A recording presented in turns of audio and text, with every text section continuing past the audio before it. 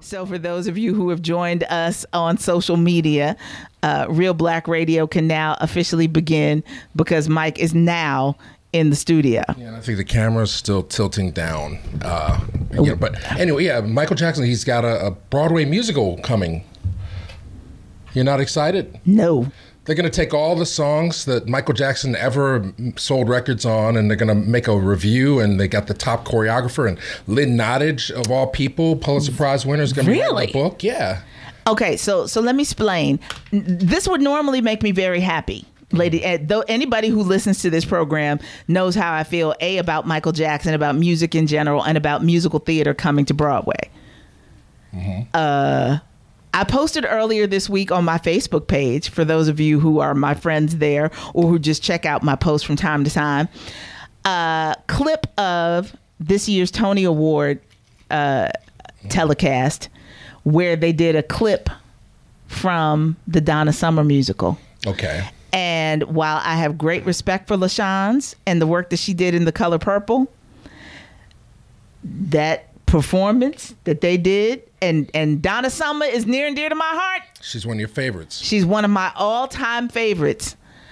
The wigs and the singing involved in that clip from the Tony Awards, it hurt me deeply. And they were so your fear is that they're like generations and generations of Michael Jackson impersonators. Who do you get? No, for real. From Michael Jackson and a review of his hits. Mm-hmm. Who off the top of your head right this moment could you think of that could even because we know that it's Broadway's history at this point, right, to not go looking for the new next unknown talent. They're generally trying to grab somebody who has some name recognition, who can guarantee some ticket sales coming into a production like this. And who do you know that can do Michael Jackson justice to the nth degree like it would need to sell a Broadway show? Well, if you wanted somebody, Usher or Chris Brown or somebody like that, could do the dance things and the dance tributes. Now, I don't know who you would have. Like if it involved any kind of singing and dancing. Which it would have to. A lot of the current Michael Jackson impersonators, and there are quite a few like on Instagram and YouTube that have huge followings that are just known.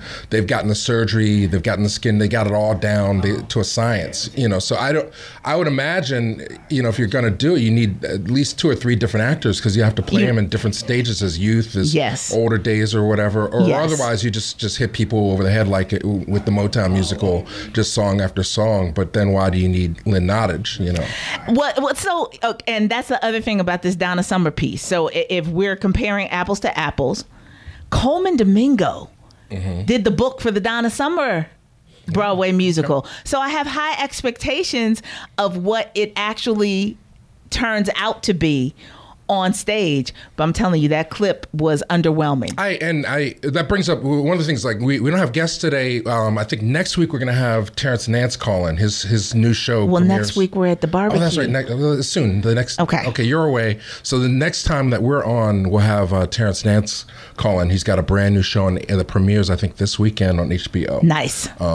But feel free to call in. Yes. What you're saying is sort of like how I was feeling prior to last night. Thank you so much for allowing us to I want to take a minute. I want to take a minute to sit on that because we do our sibling rivalry thing here on the air, but we want to talk to all the folks that came out last night. Prior to last night, I was absorbing all the energy of Mike. Because I was talking about Superfly. Mike, you're a hater. You're just an old man. You fat. You just don't get the youth. You don't understand that Superfly is a work of genius, and it's an update of where we are today. And so I own all that, and I just feel like you can like whatever you like. Yes. But I think the role of the double standard. I also after my little rant on Superfly, I put up this interview of Ron O'Neal and Hugh Robertson talking about the blaxploitation backlash and the dilemma of the black filmmaker, which and prior to them calling the dilemma of the black filmmaker was the dilemma of the black actor, which is, how can one film or one thing represent an entire race, which is what the dilemma of the black filmmaker is. Like, you're not going to please everybody. Right. And if you attempt to show anything that reflects your truth, your reality, you risk having a backlash from other people that say, well, that's not me. When you have low representation and every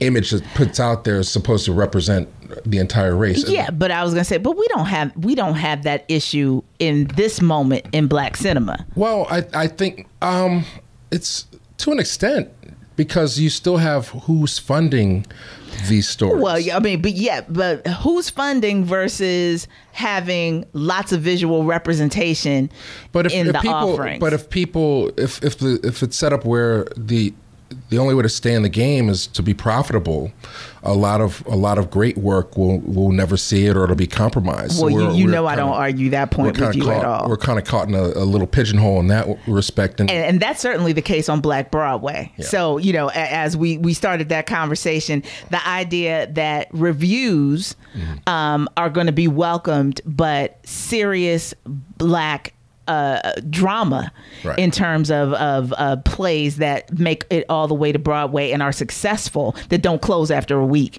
that kind of thing is difficult for us to get to in a substantial way. I want to pause that though, so we can welcome Shayna calling in from Germantown. Good afternoon, sis. Hey, how you doing? I'm good. How are you today? Good. So listen, I was really, what sparked my interest was you talking about Michael Jackson's Off the Wall. And I have to agree. I mean, that album is incredible. I think no matter what mood I'm in, as soon as I hear the first, tonation from any of those songs, I'm like, I just want to jump out of my seat. Yes. I feel like, that probably was the first album where Michael felt free to be really who he was, I think. And I'm thinking after all of the other albums, although they were great, because, I love me some Michael, I think maybe he felt like he had to conform to some things, and he was trying to, appeal to all kinds of people or certain people or the music industry itself or whatever on all of his other albums. So, yeah.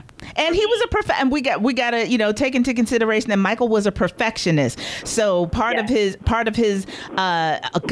haunting that led him to the sleeplessness and everything else was constantly trying to outdo himself. Yeah. Yep. No, I agree. I agree with that 100%. And although I do agree too with the whole Broadway play thing, I would be highly upset because I don't think anybody can do anything on any level near what Michael could have done, but I probably still would go. Just to hear the music, right? There you go. And I love Michael so, but I probably would be rolling my eyes in my head the whole time. So we know when you be looking for a matinee discounted ticket. There you go. Exactly. And I already look for those anyway, so I can take the whole fam. Yes, right. Yeah, but all right. Thank y'all. Absolutely. Thank you for calling in today, Shayna. And I know, as Shayna's former neighbor up in Germantown, I know that I can guarantee that I will see Shayna and her husband Norman, and whenever they can, bring the entire tribe out to experience the cultural things that go on in our community. I love the fact that they expose their children to so much of a wide diversity of our Black experience, especially when it comes to music and other cultural expression. Right, and I know we're up against break. Well, speaking of tribes in Germantown, shout out, congratulations to Ursula Rucker, who just won the Q Fellowship. I mentioned that, yes. And then also Ava DuVernay, first Black woman to cross 100 million mark with Wrinkle in Time box office. Yes, and so they're in Variety magazine. They did a photo array of all the Black directors who have been able to achieve that accomplishment. So just having her lovely face among the Black Boys Club, if you will, and she says she is the first but will not be the only. So she is automatically projecting out into the universe that thanks to the collaborative effort that her organization Affirm is doing, but also the opportunities that folks are elbowing doors open and sticking their foot in it so that the next person can come behind them, having more of an opportunity to get to that kind of box office glory. Yeah, and I had an opportunity to talk to Little Rel this week, who's got a movie Uncle Drew, which is great for the whole family. I endorse it. And he's just talking about the collective spirit within his peer group. He says he talks regularly with Tiffany Haddish and Issa Rae and Carmichael. That's his clique. And they're working hard not only to get their ideas out, but to also just make sure that they maintain. So yeah, obviously there is a greater support system today for Black artists and Black filmmakers than there was 15, 20 years ago. Right. But the dilemma still exists. How do you make work that is pushes boundaries, but at the same time is responsible? So I think my issue with Superfly wasn't like, hey, we shouldn't have a Superfly. It's just like when you take on the name Superfly, there's a legacy involved with that. And then if you're gonna sort of, remind people of Belly and remind people of Scarface, why not just on a visual level? Why not on a story level? Make it something that people can invest in. Now, I know the majority of films that get made are not great movies, right? So I don't necessarily say that should be at a higher standard, but well, I mean, there are. It is difficult for some of today's filmmakers to have the patience and endurance to tell a story that is exceptional on all levels. So we're talking about book.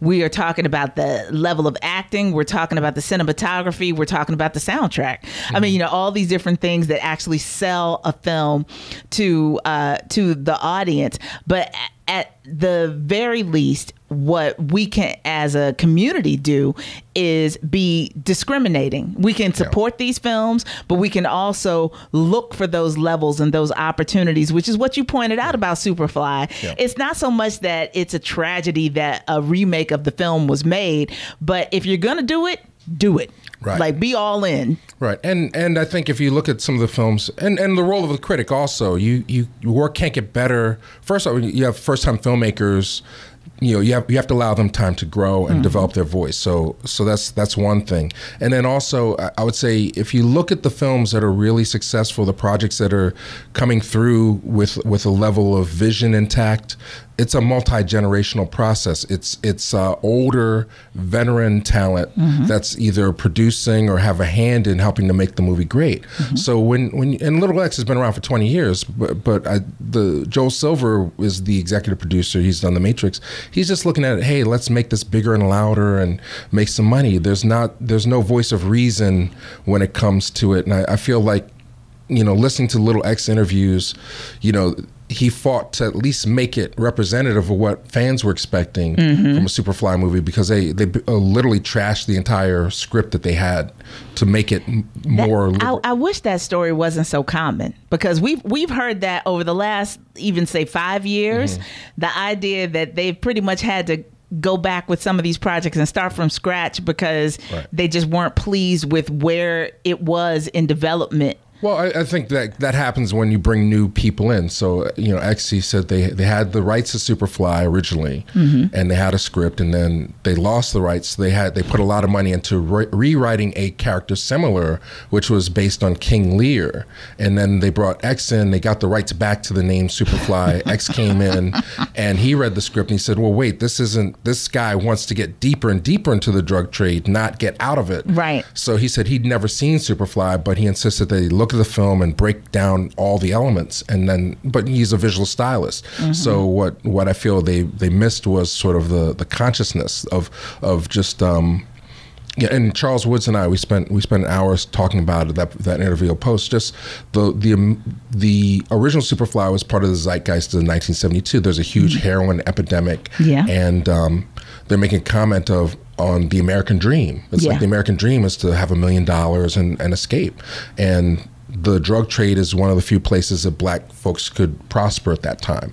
So even though you're watching it and it's glamorizing, glorifying this thing, it's also making when you walk out of the theater, you're walking out onto the same streets that you see.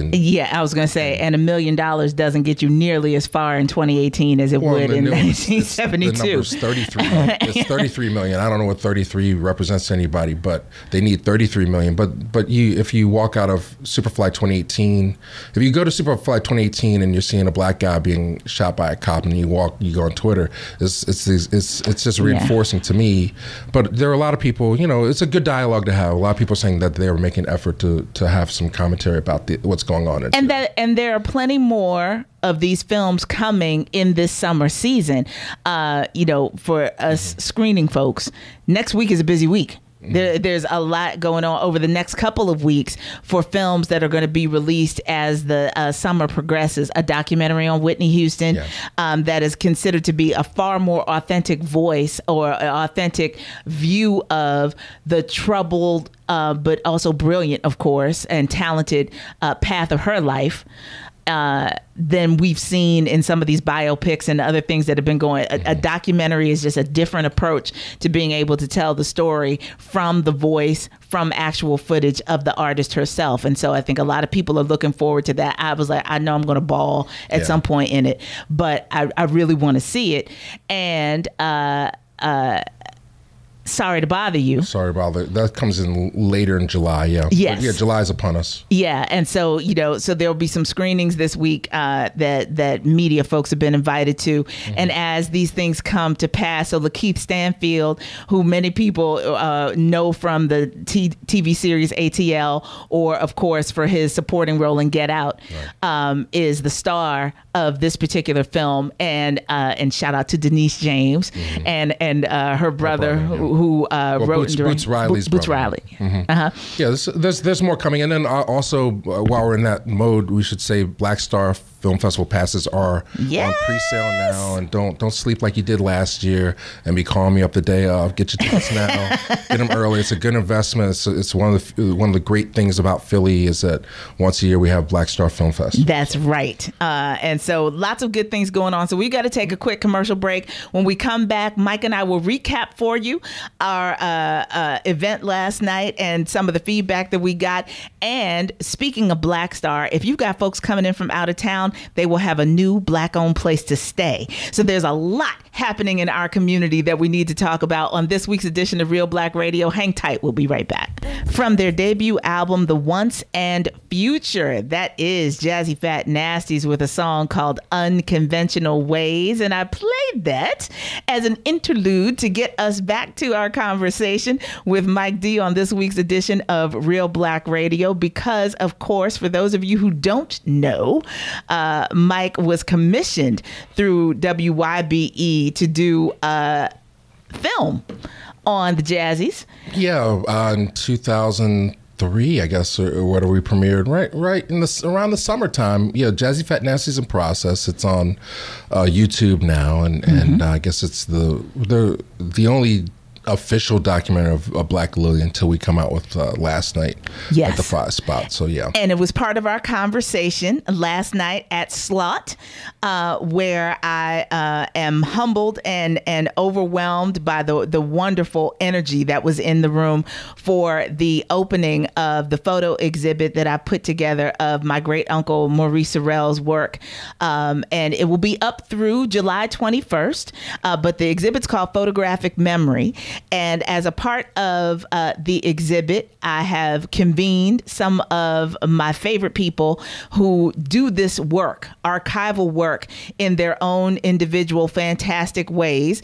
And so we're talking about video archival, audio archives, documents, and historical markers in the work of Dr. Charles Bloxon, and photos with Dr. Deb Willis. That comes later in July. But last night, my partner here on the radio, Mike Dennis and Daryl DeBrest, sat down with our audience and talked about being in the right place at the right time with the right equipment, and the work that you all have done over the years to capture what many people call the underground art scene, and some of our cultural treasures, some of the elders in our community, people who've passed on in particular, and how valuable those conversations and that documentation is. Yeah, and we filmed the conversation, so it'll be going up on the YouTube channel before the end of next week. I'm at a festival this weekend, so I'm going to get a chance to edit it. So just stay tuned for the release of that. Yeah, thank you again. I at the beginning of the year, I knew in season 15 of Reelblack that I wanted to promote legacy, and I'd been pulling clips from the archives for a while to try and showcase them, and making calls to different establishments. Hey, this is important. This is historical. You guys should have me. And everybody just sort of like, if it's not defined in a way where they can promote it, it's a little difficult to kind of get your weight up, so to speak. So I was excited. It was very, very intimidating to try and go through all the material to make something that makes sense to. But you shot it. The public. Well, I mean, but you're talking about thousands of hours of content to try and boil it down as something that somebody can sit in the immersion space and absorb. And so let me clarify that for people. So when I got this opportunity to put up this photo exhibit, I said that this is perfect. They have a smaller room that's off to the side that has its own high definition projector and sound system. Mm-hmm. And I said that's perfect for Reelblack to be able to put together a short kind of compilation of like clips of all this wonderful work. Like a Slot Foundation mixtape exclusive. Yes. So from Tuesday through Fridays, 12 p.m. to 5 p.m. and you can just walk. It's free. Mm-hmm. Just walk in. You can check out the photos and give yourself an hour or so to watch the videos in the immersion space. So my main point is like, it didn't have to go all the way across the country. It's like our first art gallery showing is in Philly, right here at home, just with old friends. So that was very special to me, and it helped redefine. We're art now. It's not just some ephemeral YouTube video. That's right. Who's this guy standing in front of me while I'm trying to watch the show? It's like, no, we're artistes. That's right. And you can come into an intimate space, sit on the risers, and get your stereo sound and have this high definition screen to watch, where you can be surrounded by some of this history that Reelblack has been able to capture on their cameras. And so last night we had a Q&A about that process, about what it means to set up shop, to be welcomed in, ideally, welcomed into some of these performance spaces at a time when everybody wasn't walking around with 4K cameras in their phones, right, and be able to capture some of these up and coming performers or established performers that were just trying out new material. They were in a space of deep creation and sharing, and before the labels get involved and other things get involved that change the way that you interact with an audience or interact with the public.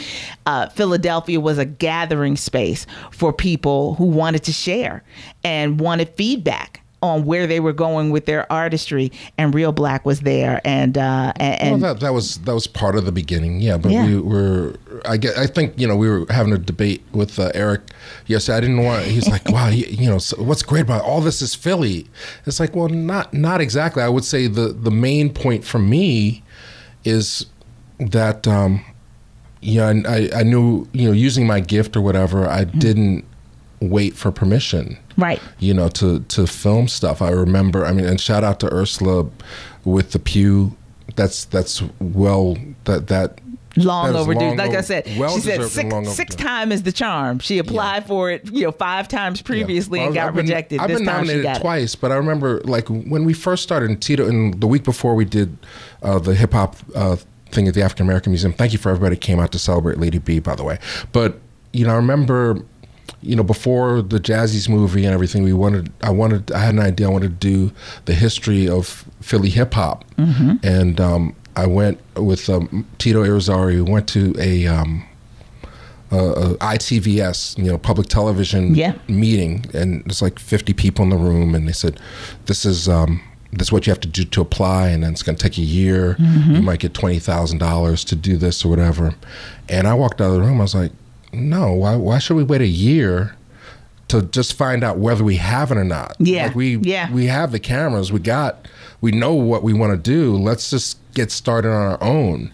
And became Philly boy, and once you have a piece of work, you can travel and you meet people. And absolutely. Just going going to festivals initially was the impetus for Reelblack Presents, which was like, there's so many great films and filmmakers doing stuff, and there's no outlet here in Philadelphia to even showcase any of it. So, we started the screening series and all that stuff. So it's really, if I have any passion about it, it's like, about not waiting for permission, as Ava would say, everybody has a camera now. Yep. If they're paying a phone bill, they got some kind of camera. And it's true. Don't make the mistake that I did. I mean, if don't make, like, I used to rent the cameras, like VHS cameras or whatever, and I would never, they'd be sitting on the floor in the house, and I would never think to go over and talk to my grandfather. Well, first of all, VHS cameras were heavy as hell. Right. So you had to be dedicated to throw that up on your shoulder and try and. But I'm saying our existence is our history. You don't wait for somebody else to validate you, yes, or say what you do is important or what you feel means something. Yeah. So that's why I give it all up to you, just to cast the net even wider than just what your great uncle did, but involve the living, breathing community and enhance the legacy. So I want to take a moment, because you said that, to just thank, because there were several word regulars in the audience last night for the gallery opening and for the Q&A, and some people who couldn't stay. Mm-hmm. So I saw their faces come in and saw them leave without us getting a chance to formally greet them. But, thank you to everyone who showed up, either out of curiosity or just because you wanted to show your love and support for the exhibit and for the Q&A session. And so for those of you, this is the first time you're hearing it, my great uncle Maurice Sorrell was the first Black man to be credentialed as a part of the White House News Photographers Association. And he also worked for 31 years as a staff photographer for Johnson Publications. So the photos that are included in this exhibit are outtakes. These are photos that he gave prints to my great aunt, just, because he was proud of them, because these were images that meant something to him. And they may have been published, they may not have been published.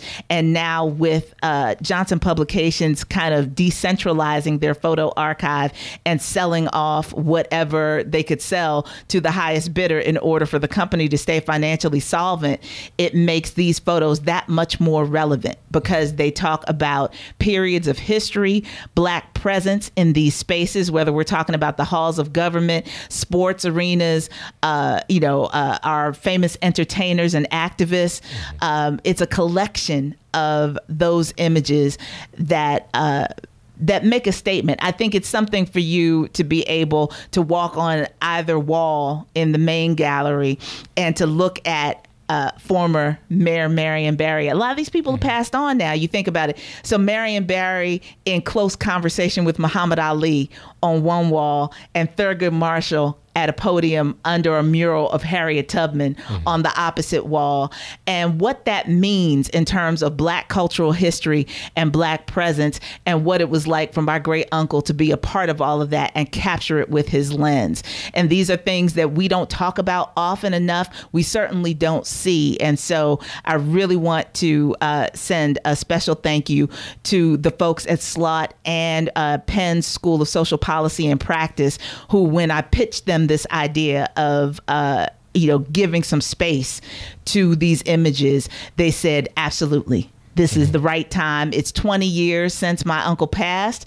And so this is a commemoration of his presence in these spaces to take the images, and also a reflection back on Black history in cultural context that I hope people will enjoy.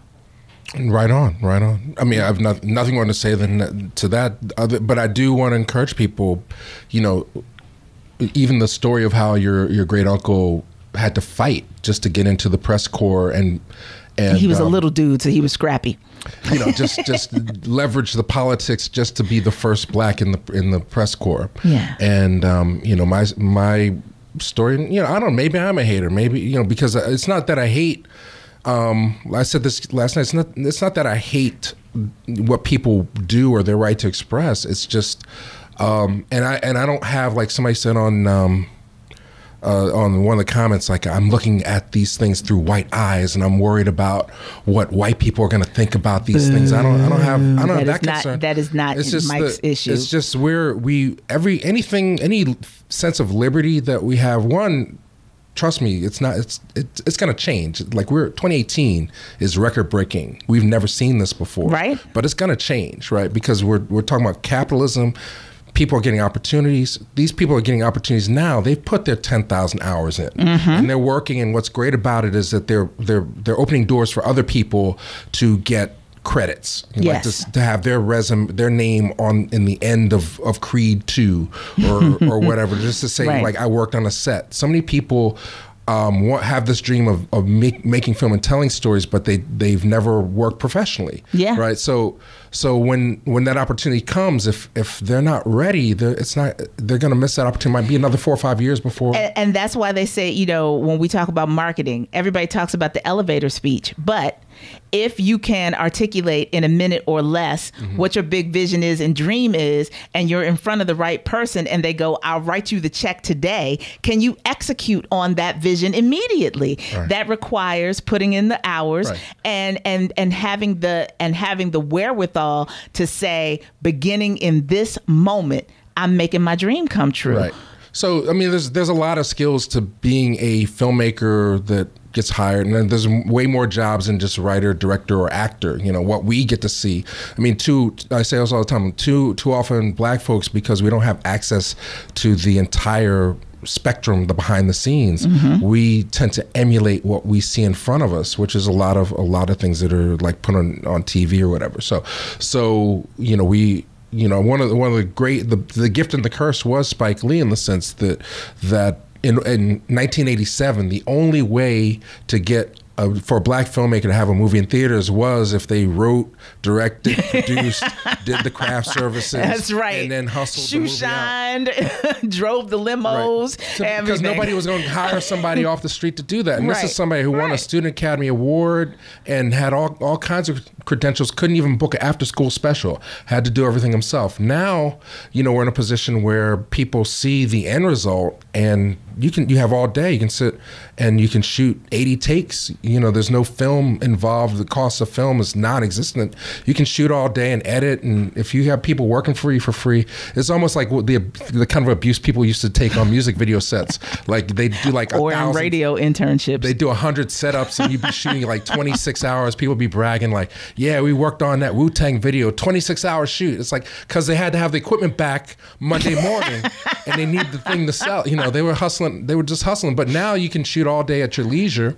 It's a whole different story. But people tend to, and so you can shoot all day, and then you edit to make it look like what you see in the final product. Yeah. But if you trust me, if you go to a meeting and say, look, you got to work on this movie, and you have a budget and a schedule, they're not. Those people that did that Han Solo movie, they thought they could get away with that thing. Oh, let's ad lib this, let's reshoot this, let's do this over again. You don't have that privilege, not when you're working for the man, you know.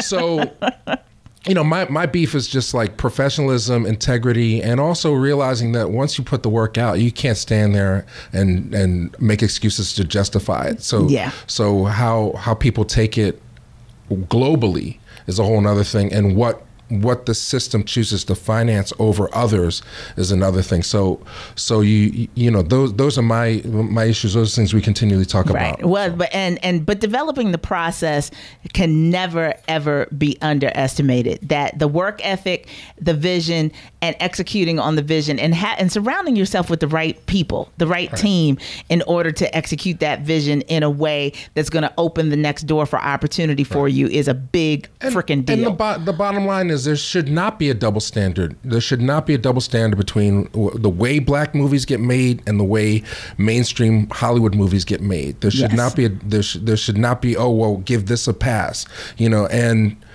there should be more films that are with black actors. There are certainly films that are neglected. Like Criterion Collection should have way more black movies given the Criterion treatment. There's no reason why Cooley High and a lot, you know, Putney Swope should not be full featured whole histories of the same way that they treat The Rose or something that's so secondary in the canon of black in American film. It's not even funny. But I mean, for that you have to study and learn the entire canon of film, and not just self-identify. And you can do it in process. We'll come back to that, because I saw a really interesting article about the way music education is taught that I think is applicable in this situation. We'll be back for the conclusion of this week's Real Black Radio in just a moment.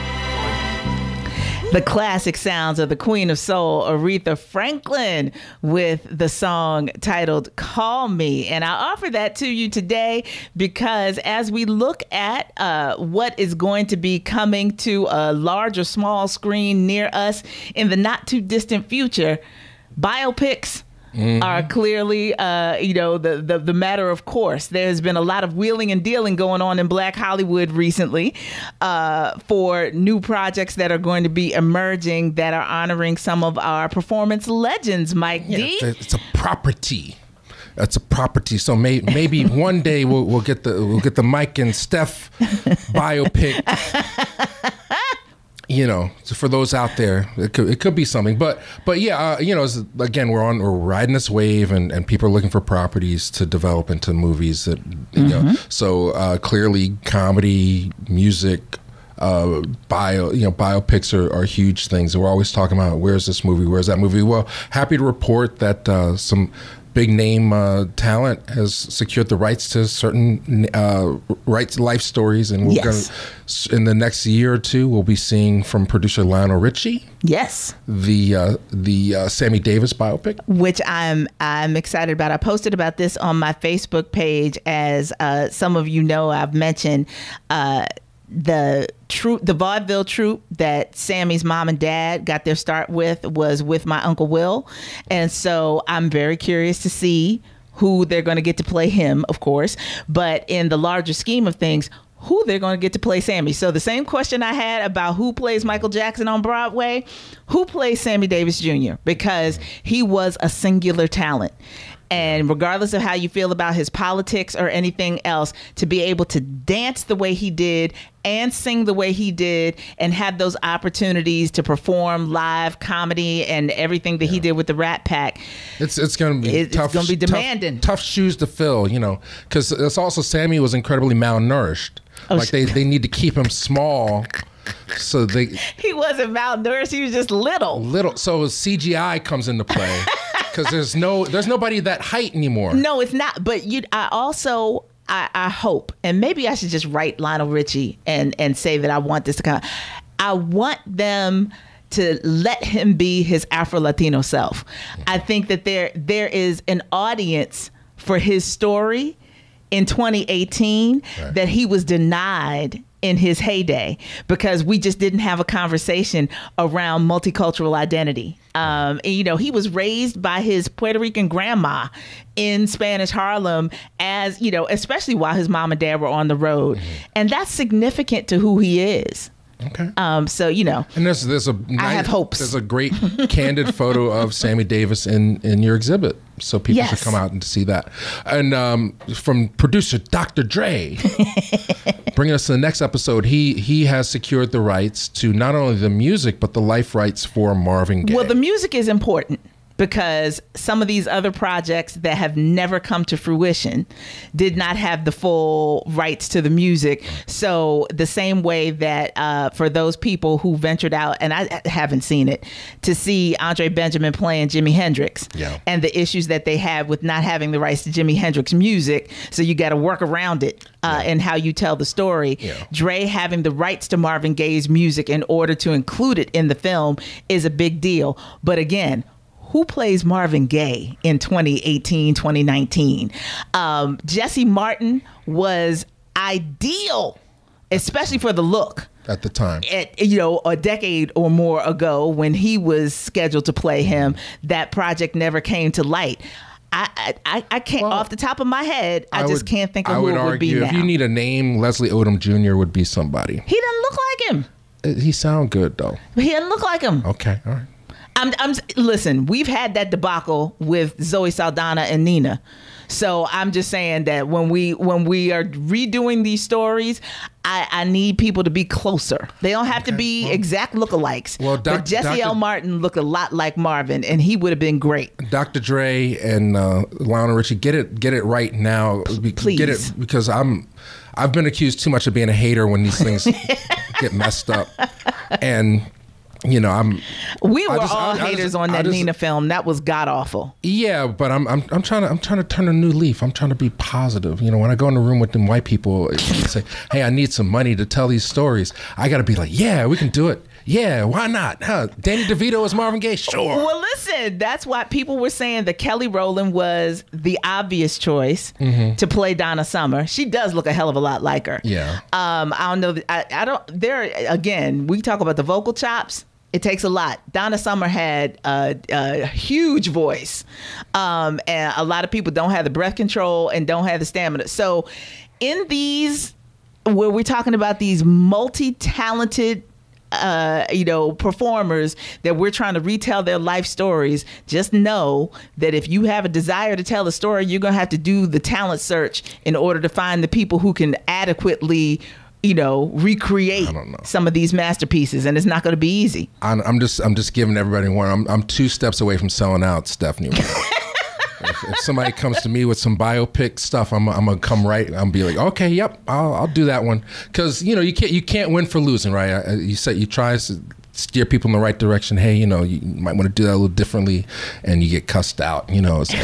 So do whatever you want to do. Mike is suffering from reading the comment syndrome. No. I mean, no. Most people love us. I mean, we have a nice upswing in our viewership, and thank you everybody who's watching this far into a video. The Reelblack channel on YouTube. No, I love the fact that we have an intelligent following. It's just like you see all this stuff. Like even I didn't want to bring it up, the Triple X Tentacion. They said that this guy was a rapper. I had no idea how you said his name, so I'm glad that you X Tentacion. Well, this guy, he just got. He talked about his demise quite a bit, and he made himself an anti-hero. So maybe it was karma, but it was just some random thugs that wanted his Louis bag, right? So I can't be walking around Broad Street with my Louis bag or whatever it is. As long as I got a hoopty, I'm good with representing the people. Mike, do you even own anything remotely close to a Louis bag? I'm just saying, like you can be of the people and try and say, like, look, you might not want to go in that McDonald's every single day. Well, yes.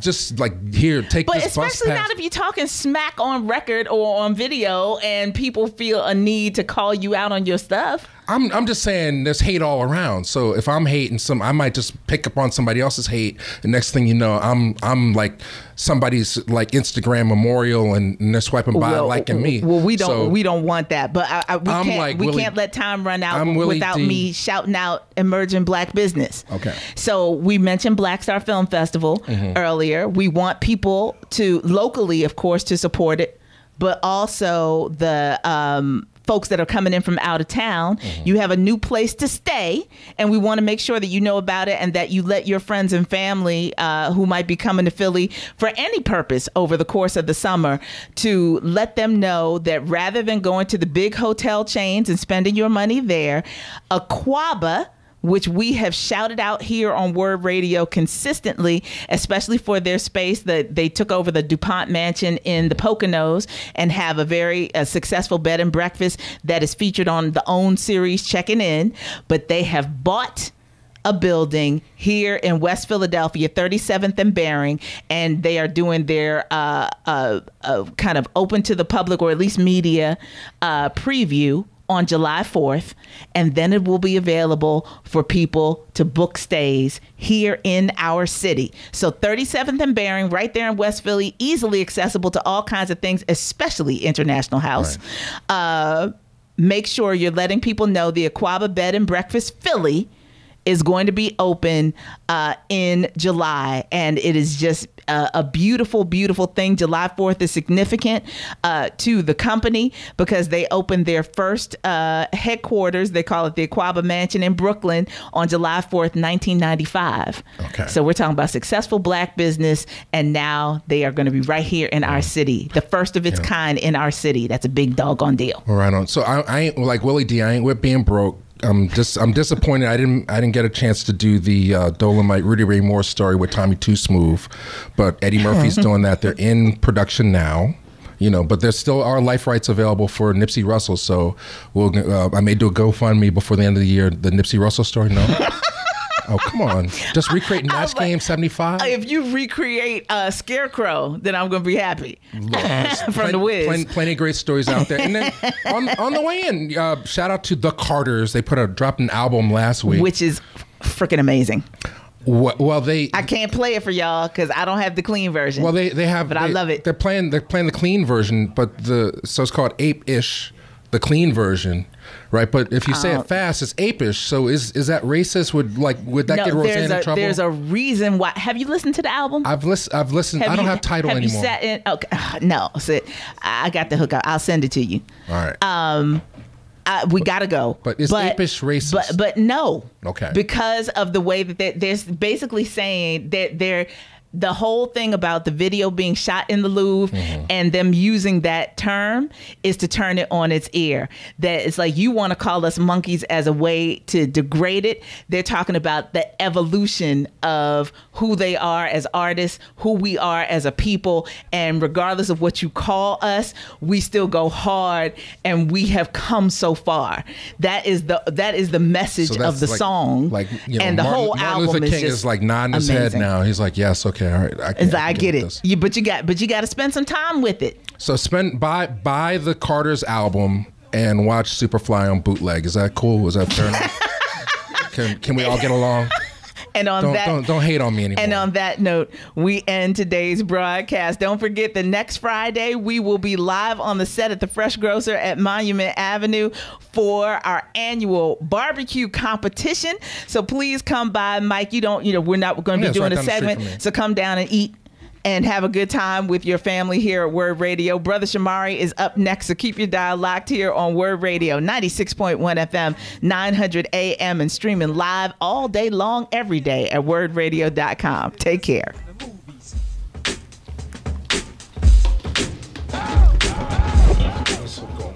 Mr. Fly, you destroyed my fabric.